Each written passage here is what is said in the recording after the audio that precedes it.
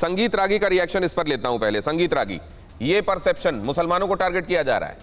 देखिए, मुझे याद है कि जब 2001 वगैरह में इंडियन मुजाहिदीन की हम लोग बात करते थे और सिन्नी की बात करते थे, तो हमारे एकेडमिक जगत में जेएनयू के लोग और जामिया के मेरे मित्र, कई ऐसे एकेडमिक वर्ल्ड से जुड़े हुए अधिकारी लोग जो रिसर्च संस्थाओं में थे, वो कहते थे कि ये आरएसएस का नैरेटिव है, भारतीय जनता पार्टी की सरकार है जो मुसलमानों को बदनाम कर रही है।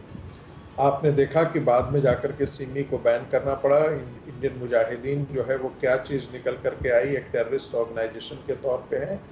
आज के दिन में भी जो सिमी है, सिमी का रूप, और विनय सिंह इसकी बात को कहते भी हैं और मैं भी इसके बारे में लिख चुका हूँ कि पीएफआई और सिमी कोई अलग नहीं है, सिमी का ही रूपांतरण है जो पीएफआई के रूप में आया है।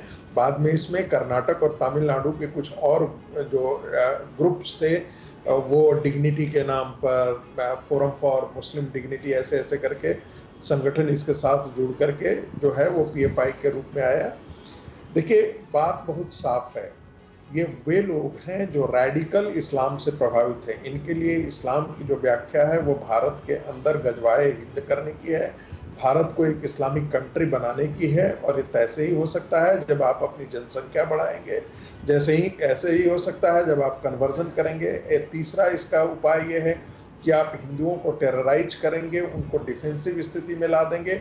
और आपने देखा होगा कि दिल्ली दंगों में उसको ध्यान में आया, शाहीन बाग का वो मामला ले लीजिए, सरतन से जुदा है। ये सब अलग अलग नहीं है, लेकिन मैं बार बार कह रहा हूं, सारे डॉट्स को आप मिलाएंगे तो लेकिन दो बातें कही जा रही हैं कि टारगेट किया जा रहा है। ऐसे मामलों में देख लीजिए कन्विक्शन कितना होता है, कहा सुनी पर ये सब कार्रवाइयां हो जाती हैं। इस पर मैं आपका रिएक्शन लूंगा, लेकिन मैं जरा इस पर सुरेंद्र राजपूत साहब का भी रिएक्शन ले लूं। सुरेंद्र राजपूत साहब, इसमें जरूरी समझा गया, कार्रवाई की गई और बड़ा कोऑर्डिनेटेड एफर्ट किया गया, इसके लिए सरकार को बधाई देनी चाहिए, या इसमें यह देखना चाहिए कि टारगेटेड तरीके से हर जगह पर लोगों को निशाना बनाया जा रहा है?